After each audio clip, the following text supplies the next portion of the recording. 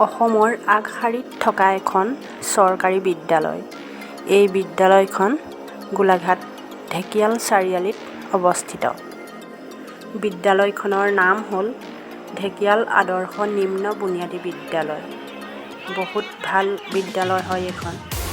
বহুতো পাৰফৰ্মেঞ্চ দেখুৱাব পাৰে ল'ৰা ছোৱালীবোৰে, যিকোনো দিশতে হওক, খেলা ধূলা পঢ়াৰ পৰা ধৰি বৃত্তিও পায় বহুতো ল'ৰা ছোৱালীয়ে। শিক্ষক শিক্ষয়িত্ৰীসকলেও বৰ ধুনীয়াকৈ পাঠদান কৰে, সেইকাৰণে ছাত্ৰ ছাত্ৰীসকলেও ধুনীয়াকৈ গ্ৰহণ কৰে শিক্ষা। সেইকাৰণে হয়তো ভাল ফলাফল দেখুৱাইছে আৰু ভগৱানে তেওঁলোকক অঞ্জল দিয়ক আৰু যাতে ভাল ৰিজাল্ট কৰিব পাৰে। স্কুলখনে চৰকাৰৰ পৰা ৰাষ্ট্ৰীয় পুৰস্কাৰ পাবলৈও সক্ষম হৈছে। হেড বাইদেৱে বৰ ধুনীয়াকৈ পৰিচালনা কৰিছে স্কুলখন।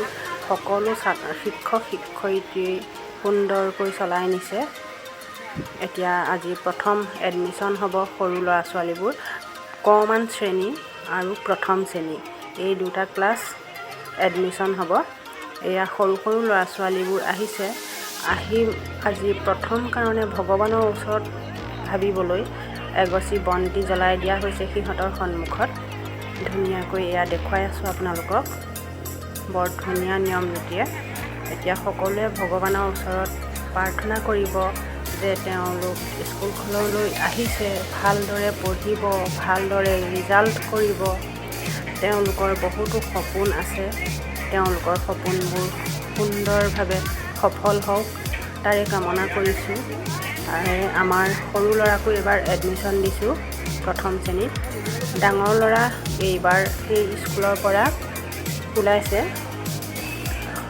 পঞ্চম শ্ৰেণীলৈকে আছে স্কুলখনত। বাৰু যি কি নহওক আপোনালোকে ভিডিঅ'টো চাই যাওক আৰু কেনেকুৱা কি দেখুৱাব পাৰোঁ নাজানো। আৰু কথা এটা কওঁ এইখিনিতে, যিসকলে প্ৰথমবাৰৰ বাবে চাই আছে ভিডিঅ'টো ছাবস্ক্ৰাইব কৰি ল'ব। আৰু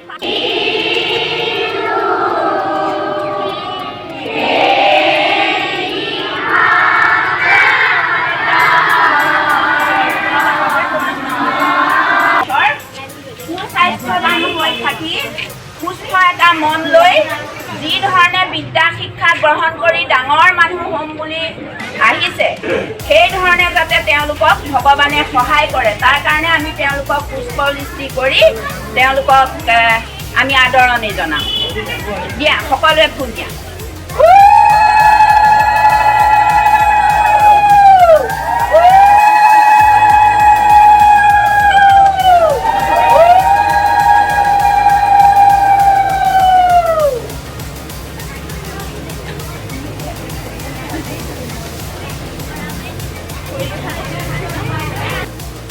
আহিব লাগিব, কেনেধৰণে গোটেই দিনটো ইয়াত কটাব লাগিব আৰু অভিভাৱকসকলৰনো দায়িত্ব কি হ'ব, গোটেই কথাখিনি মই তোমালোকক মুখে অকণমান ক'ম।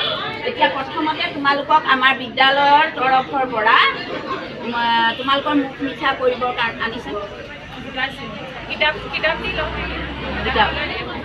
খুৱাই লোৱা। কি কৰিছে? এই নতুন বছৰটোৰ কাৰণে আমি আমাক চৰকাৰে তোমালোকক পঢ়িবৰ কাৰণে বা পঢ়ুৱাই আগবাঢ়ি লৈ যাবৰ কাৰণে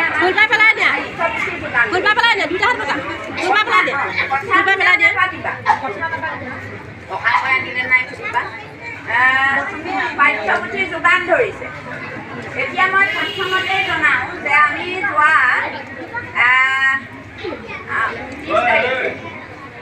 আমি পাঠ্যপুথি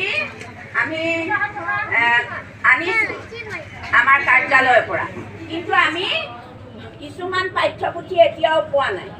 অ শ্ৰেণীৰ এখনো কিতাপ পোৱা নাই, দিব কিন্তু 2 দিন লাগিব।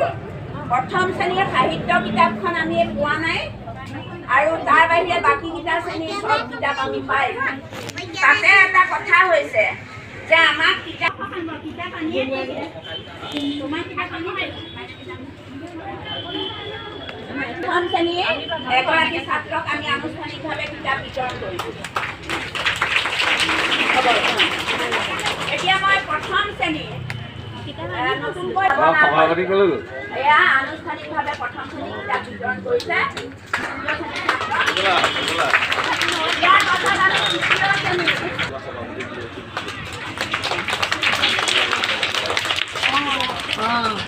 তাৰপাছত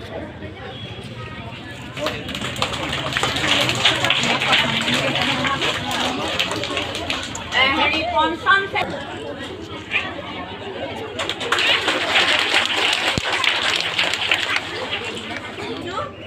গতিকে বিদ্যালয় গৃহলৈ আহোঁতে সকলো ছাত্ৰ ছাত্ৰীয়ে সৰ্বপল্লী ৰাধাকৃষ্ণন দেৱৰ ওচৰত প্ৰণাম জনাই নিজৰ নিজৰ শ্ৰেণীকোঠাত সোমাব লাগিব। শুনিলানে নাই? সেইটো আমাৰ আগৰ ল'ৰা ছোৱালীসকলে কৰি থাকে, মই নতুন ল'ৰা ছোৱালীখিনিক কৈছোঁ। তাৰ পাছত আমি কিতাপ দিম। এইফালে কিতাপ বিতৰণৰ দৃশ্য দেখুৱাইছোঁ। এই সময়ত যিহেতু কাৰেণ্টটো নাই, সেইকাৰণে অলপ আন্ধাৰ হৈছে, তাৰ বাবে দুখিত। বিকাশ